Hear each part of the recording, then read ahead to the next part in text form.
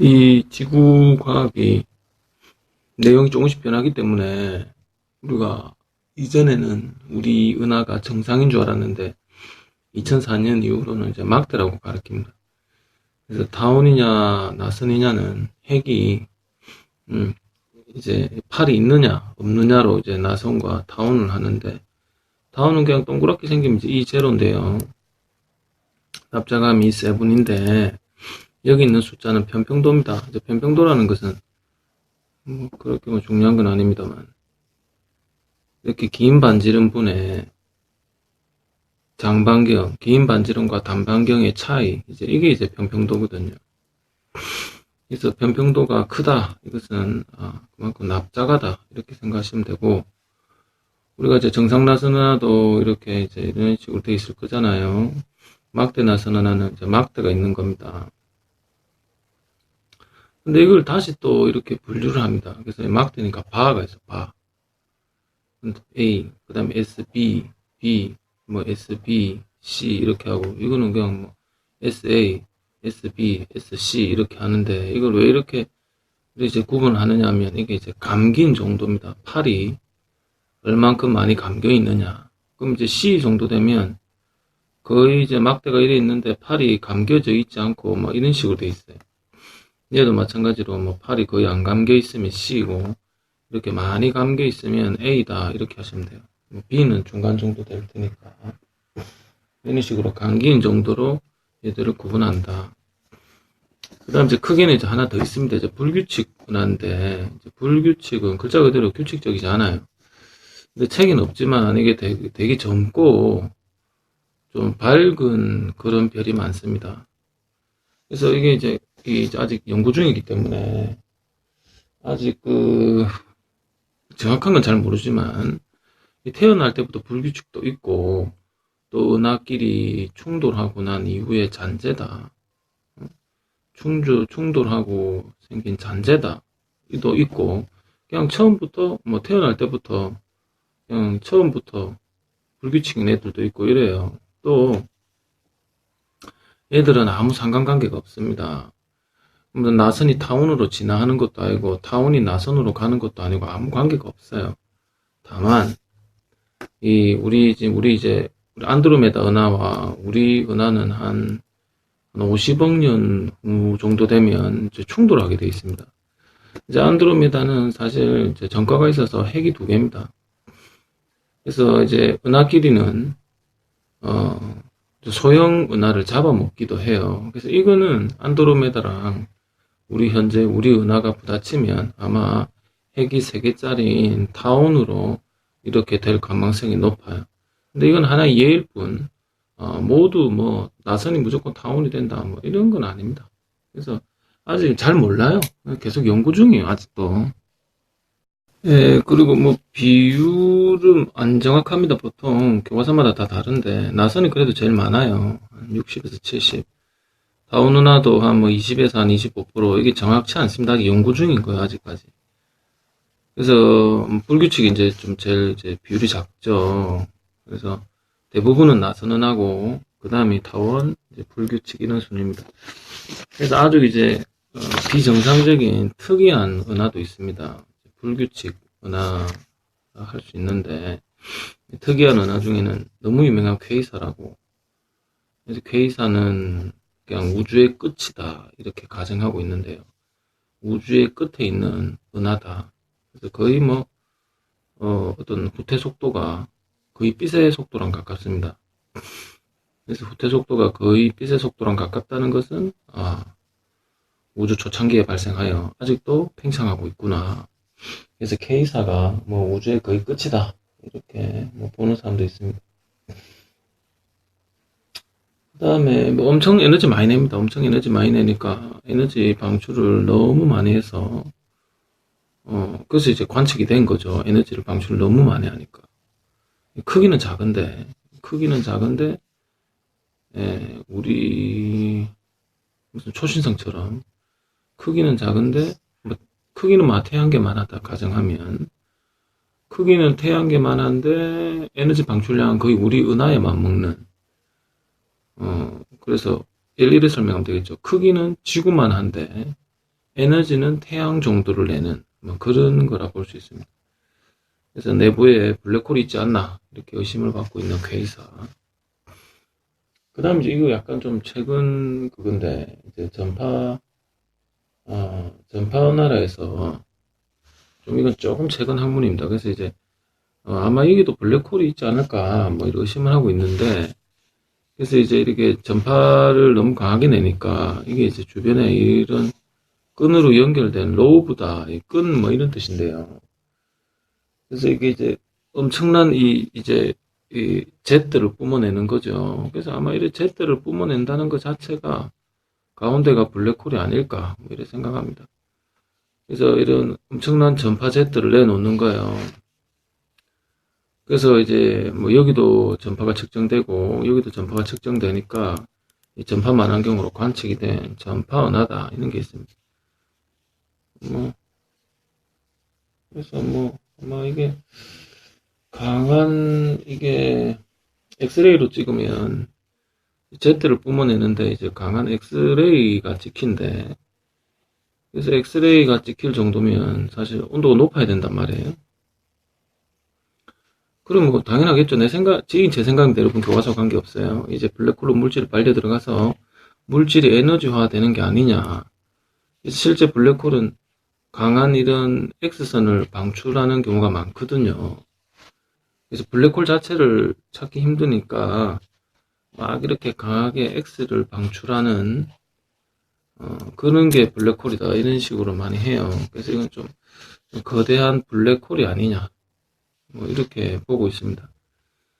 그래서 이제 X선을 뿜어낸다는 거 보니 이제 고온이죠. 아주 고온의 어떤 에너지를 뿜어낸다. 이게 이제 전파 은하입니다. 그 다음에 이런 것도 있습니다. 세퍼이드라고 옛날엔 별로 안 중요했는데 요즘 이게 자주 나옵니다. 죄송합니다. 세이퍼트입니다. 그래서 세이퍼트 은하라고 이게 일반 나선 은하와 달리 조금 뭐라 해야 됩니까? 이게 핵이 좀 큽니다. 핵이 좀 크고 나선팔은 좀 이래 작은 편인데 중심이 굉장히 큽니다. 그래서 이거는 상당한 양의 가스가 이렇게 안에서 이제 회전을 하고 있는 게 아닐까 뭐 이런 그냥 뭐 글자 그대로 뭐 의심을 받고 있는 은하인데, 이것도 역시 가운데 큰 블랙홀이 있어서 이렇게 주변의 가스를 잡아당기는 게 아닌가 뭐 그렇게 추정하고 있습니다. 추정만. 그래서 이렇게 이 많은 양이 한꺼번에 이렇게 회전하려면 가운데 질량이 굉장히 커야 된다 이거죠. 가운데 질량이 굉장히 커야 만류인력 법칙에 의해서 얘들이 이렇게 빨리 회전할 수 있는 것인데, 그럼 가운데 질량이 큰 거는 이제 블랙홀밖에 없다 뭐 이렇게 추정하는 거죠. 이제 세이퍼드가 좀 특이한 게, 예를 들어서 여기가 뭐 청색편이고 여기가 이제 적색편이라 치면 이 가운데에서는 엄청나게 편이량이 큰데 이 중심에서는, 양쪽 끝에서는 이제 에너지 이 편이하는 양이 뭐 그렇게 크지 않습니다. 그래서 이거를 지금 추측컨대 이 가운데가 점점점 빨라지는 스타일이 아니냐. 전형적인 이제 케플러 회전이다 이거죠. 그래서 전형적인 이 케플러 회전이기 때문에 질량이 가운데에 집중되어 있지 않냐. 우리 은하랑 좀 다르죠. 그래서 이건 지금 하나 예를 들자면 우리 암흑물질 때문에 사실 우리는 가운데만 빨리 도는 게 아니고 바깥쪽에도 원래 좀 속도 유지됩니다. 그래서 원래 이제 우리 은하 같은 경우는 원래 이런 식으로 중심에서 이렇게 멀어질수록 처음에는 강체 회전하다가 나중에는 케플러 해야 되잖아요. 근데 이제 우리 은하 같은 경우는 이렇게 하다가 이래 된다고 지금 현재 현재 우리 은하를 실제로 측정하면. 그래서 느려지지 않기 때문에 암흑물질이 있다 이렇게 이제 가정을 하는 것인데, 지금 세이퍼드 같은 경우는 전형적인 케플러 배전을 하고 있어요. 근데 가운데 빠르고 이제 점점점 느려지는. 그래서 이런 경우는 암흑물질이 없는 경우단 말이에요. 그래서 전에도 얘기했지만 우리 은하 중에는 암흑물질을 가지고 있는, 우리 은하는 암흑물질을 가지고 있지만 이렇게 케플러 회전하는 암흑물질을 가지고 있지 않은 그런 은하도 우주에 있습니다. 그래서 최근 연구에 의하면 이 우주 초창기일 때는 암흑물질이 그리 많지 않았다 이거죠. 그래서 우주 초창기에 만들어진 은하는 암흑물질이 없는 그런 은하도 있긴 해요. 그래서 결국 이제 우주가 계속 팽창을 하니까 에너지, 암흑 에너지라는 거는 에너지니까 일정하다 보고, 에너지는 일정한데 우주가 계속 팽창하면 실제 물질과 암흑 물질은 그저에도 질량이 보존된다 가정하면 우주가 계속 팽창을 한다 이거예요. 그럼 암흑 에너지는 뭐 에너지니까 그냥 계속 일정하다 보죠. 아인슈타인이 얘기했던 우주 상수인데, 근데 이 물질이라는 거는 팽창하면 또 밀도가 작아지는 거잖아요. 그래서 암흑 에너지는 일정한데 암흑 물질이라든지 그냥 우리가 알고 있는 우리가 현재 물질, 저 실제 물질의 어떤 밀도는 감소하는 게 아니냐. 현재 이제 보는 과학은 이러합니다. 그래서 우주 초창기에 있던, 뭐, 우리 은하 말고 우주 초창기에 생성됐던 은하는 암흑물질이 그리 많지 않을 때고, 그래서 실제 만약 암흑물질이 없으면 이런 전형적인 케플러 회전을 할 수 있다 이거죠. 그래서 아마 이 세이퍼드 은하도 꼭 그런 건 아니지만 일부는 암흑물질이 없어서 가운데가 이렇게 빨리 돌고 바깥쪽이 느리게 도는 케플러 회전하는, 그 말은 가운데에 굉장히 질량이 큰 블랙홀이 있다 뭐 이런 뜻이 되겠습니다. 그 현재 교과서에 이 전파 은하를 특이 은하라 되어 있습니다. 그런데 제 생각에는 물론 특이 은하에는 그럼 K사도 들어가야지. 그 다음 세이퍼트도 들어가야 되고.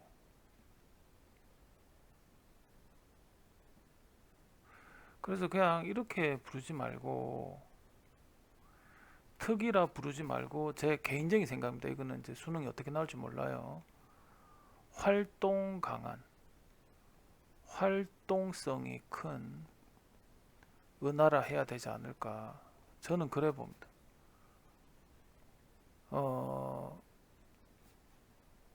그 또는 어떻게 얘기할 거냐면 이거 같은 말은 아니지만 큰 블랙홀을 핵을 가진 블랙홀이 매우 대형인 블랙홀을 가진 핵으로 가진 큰 블랙홀이 핵인 그런 은하. 활동성 은하라는 거는 블랙홀이 핵인 걸 말하거든. 큰 블랙홀, 작은 블랙홀 말고. 그래서 제가 뭐 최근 학문을 다 습득하고 있는 게 아니라 이게 자꾸 변해요. 이거 찾아보시면 특이 은하라 했다가 이거 세 개를 활동성 은하라 하는 책이 있고 공통점으로 모두 이거 세 개는 내부에 이제 블랙홀이 있다 이렇게 하는. 그래서 이거를 어느 장단에 춤을 춰야 될지 모르겠는데 일단 수능을 한번 쳐봐야 알겠어요. 이건 어떻게 나올지. 그 이제 이게 어떻게 되냐면 이게 로브는 그냥 다락방 이런 뜻인데 별 의미는 없어요. 왜 이렇게 끈같이 이래 생기느냐, 왜 이래 끈이 생기느냐 하면 이게 강한 X선 같은 Z를 내놓는다. 그럼 이래 Z 내놓으면 전자기장이잖아요. 전자기장. 그래서 강한 자기장이 있고 전자가 막 이렇게 이 Z류를 따라 전자가 막 이렇게 돌아. 그래서 전자기파가 양쪽으로 있어요. 그래서 고속으로 움직이는 전자와 강한 자기장의 존재다. 그래서 이게 이제 이렇게 강한 X선을 내놓을 수 있는 방법은 블랙홀밖에 없단 말이에요. 내부에. 그래서 매우 특이하다. 이거 활동하는 게 아니냐. 그래서 전파은하는 혹시 퀘이사도 그럼 전파은하가 아닐까? 뭐 이렇게 추정만 하는 거야. 엄격히 지금 교과서에는 세 개를 다르게 얘기합니다. 그래서 전파은하는 가운데 블랙홀에 의해서 이렇게 강한 Z가 나오는 그겁니다. 하지만 이제 시험에는 이게 나오겠지. 가시광선으로는 타운으로 보여. 그래서 우리 허블의 그 분류는 그냥 100년 전, 거의 100년 전 분류예요. 응? 거의 1900 뭐 한 10년도, 20년도니 거의 100년 전이고, 앞으로는 뭐 타운우나 나선우나 이래 구분하지 말고 활동성이냐 비활동성이냐, 내부에 블랙홀이 있느냐 없느냐, 또는 활동을 하느냐, 이런 거 이렇게 분류를 다시 해야 될 것 같아요. 그래서 전파 하나는 가시광선으로 보면 이렇게 타운우나예요. 이렇게 타운으로 보여. 이만큼 다 타운이야. 그러니까 요 정도가 타운이야. 요 정도가 타운이고, 눈에 보이지 않는 X가 이 밖으로 막 이래 나오는 거예요. 그래서 실제 보이는 건 요 정도인데 전파를 더 밖으로 내뿜고 있거든. 그래서 눈으로 보면 가시광선으로 보면 타운은 하다. 뭐 요 정도가 수능에 나오겠지. 퀘이사도 아까 얘기한 건데 그냥 멀어서 별처럼 보인다는 거, 뭐 아까 한 겁니다. 이거는. 그 다음에 뭐야? 그 다음 우주 초창기에 만들어졌다. 그 다음에 태양계 정도밖에 안 되지만 우리 은하의 수백 배 에너지를 내고 있다. 내부에 큰 블랙홀, 이것도 결국 활동은하잖아. 아까 얘기했던 활동은하. 그 다음 이제 이 4번도 아까 한 건데, 자꾸 행걸 하냐. 근데 이제 왜 지금 행걸 하느냐면 추가로 설명을 좀 할 게 있어가지고. 그 이제 칼 세이퍼트가 얘기한 거잖아요. 이게 왜 이러냐 이게. 칼 세이퍼트가 얘기한 건데, 이게 이제 나선 은하처럼 보이는데 나선은 별로 뚜렷하지 않고 왜 이래 핵이 클까, 이래서 의문을 가진 거죠. 그래서 이제 세이퍼트하고, 이제 세이퍼트는 사람 이름입니다. 세이퍼트, 칼 세이퍼트. 근데 이거 뭐가 있냐면 세퍼이드 있잖아요. 세퍼이드. 난 맨날 세퍼이드하고 발음 헷갈리는데, 세퍼이드는 그냥 별 이름이에요. 별. 얘는 그냥 별 이름이고, 세이퍼트입니다. 세이퍼트. 그 이제 가스가 빨리 움직이는 건 아까 좀 전에 얘기했죠. 이게 블랙홀이 너무 큰 블랙홀이 있어가지고 은하 자체가 회전을 한다 이거야. 회전을 너무 빨리 하는 거야. 회전을 너무 빨리 하니까, 예를 들어서 이렇게 돈다 칩시다. 그럼 얘는 우리한테는 청색으로 느껴지고 지구가 여기 있으니까, 얘는 뒤로 물러나니까 적색하는 것처럼 보인다. 그래서 적색과 청색을 하고 있잖아요. 굉장히 빨리 회전한다는 뜻이지. 굉장히 빨리 회전하려면 엄청난 큰 블랙홀이 있어야 된다, 가운데.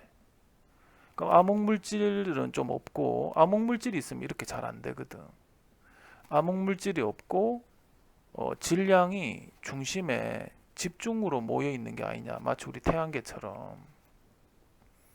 그래서 가운데에서는 뭐 에너지를 이렇게 많이 내놓는 이유가 그만큼 이제 빠르니까, 팔보다는 가운데가 더 빠르니까 이런데, 그리고 실제로 이 은하의 에너지는 여기다 이거지, 요 정도다. 근데 얘는 이렇게 청색, 적색으로 느껴지는 거니까 굉장히 빨리 돈다. 어디 갔노? 없네요. 어디 갔노? 여기 있네. 매우 빨리 회전한다. 그리고 내부에 블랙홀이 있는데, 근데 거대 블랙홀, 근데 얘는 과연 이렇게 X선을 내놓느냐. 만약 X선 내놓으면 활동은 한데, 그것까지는 제가 모르겠네요. 그래서 이거는 그냥 이제 빨리 돈다. 그래서 빨리 돌고 넓은 방출선을 보이면 무조건 세이퍼트를 해야 되고, 아까 그 활동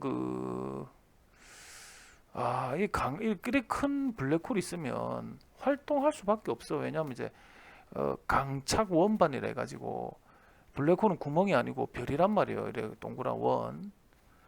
그럼 이 주변에 물질이 이렇게 빨려 들어가는 게, 이게 외부에서 보면 강착 원반이라 해서 이렇게 수평으로 빨려 들어가면, 이제 외부에서 보면 블랙홀이 있고 이렇게 빨려 들어가면서 이렇게 원반이 생긴단 말이에요. 위아래로 이렇게 압축된. 그래서 이런 건 다 강착 원반이 있으니 아마 얘도 모르긴 해도 이렇게 X선을 내놓을 거예요. 근데 이거는 내가 솔직히 자신 못하겠다. 그렇긴 하네. 이게 이제 아 이게 이제 전파 은하랑 이제 활동하는 은하라고 왜 자꾸 내가 얘기하냐면 전파 은하와 똑같은 원리로. 그래서 내 생각에는 퀘이사도 결국 얘가 멀리 있는 퀘이사도 다 마찬가지인 거예요. 어떻게 되냐면 이제 블랙홀 있잖아요. 그 물질이 이래 빨려 들어가면서 강착원반이라고 생긴단 말이야. 이건 뭐 수능에 나오는 용어는 아니지만, 그래서 강착원반 같은 게 생겨, 물질이 빨려 들어가면. 근데 물질이 빨려 들어가면서 가만히 있느냐? 물질이 에너지로 변한단 말이야.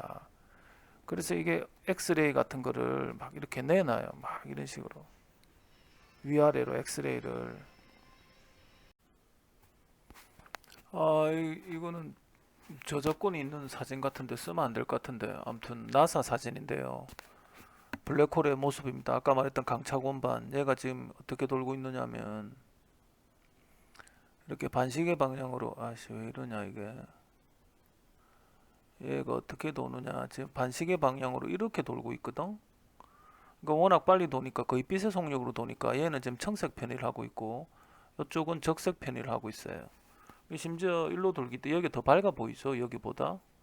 실제로 빛이 이런 식으로 우리 쪽으로 오고 있기 때문에 이쪽이 더 밝아 보이는 겁니다. 그리고 광차원반은 블랙홀로 들어가면서 물질이 이런 식으로 점점 거의 이래 돌면서 빨려 들어간단 말이야. 그 바깥쪽보다는 안쪽이 굉장히 빨리 빨려 들어가고 있는 거예요. 그러니까 케플러 회전을 하고 있는 거지. 그리고 여기는 이제 사상의 지평선 이벤트 호라이즌이지, 이벤트 호라이즌. 그래서 블랙홀과 우주의 경계가 되는 좀 특이한 곳이고, 그 다음에 아래쪽은 그 워낙 질량이 커서 빛이 왜곡된단 말이에요. 그래서 이게 지금 빛이 이래 왜곡되는 거 보이죠? 이렇게 아래쪽은 더 왜곡되어서 위아래가 일치하지 않게 보입니다. 중력 렌즈 있는 것 때문에. 그 다음에 또 이제 그 인터스텔라 보면 그 가르강티아가 이렇잖아요. 인터스텔라에 나온 블랙홀이 가르강티아. 그래서 작은 블랙홀은 그 영화에서처럼 안 되는데 큰 블랙홀은 그렇게 돼. 왜 그러냐면 이제 기조력이라는 것이 R 3승분의 M이기 때문에 블랙홀이 덩치가 크면 그만큼 반지름이 더 클 거란 말이에요. 그래서 기조력이 작은 거야.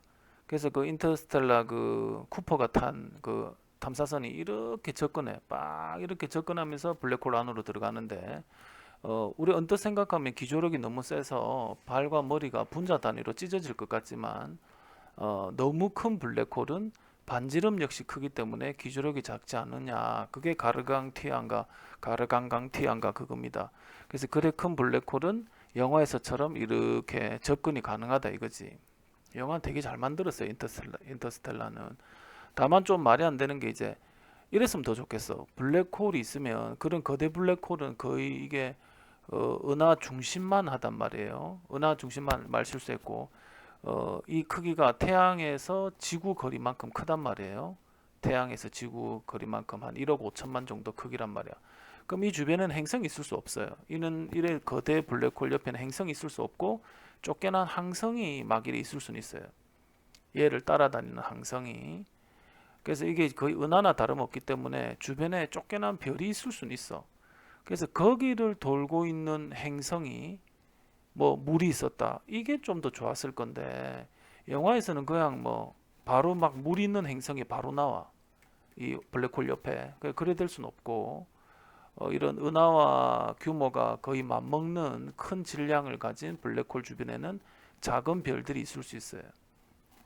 하여튼 영화는 영화일 뿐이고 얘가 아까 말했던 그 대형 블랙홀입니다. 그래서 이게 이제 멀리서 보면 퀘이사일 수도 있고 아니면 아까 얘기했던 세이퍼드 있죠. 세이퍼트 칼 세이퍼트가 말했던 그런 세이퍼트나의 중심일 수도 있고 뭐 그래서 우주에 존재하는 대형 은하는 이렇게 생겼을 거라고 추정하고 있습니다.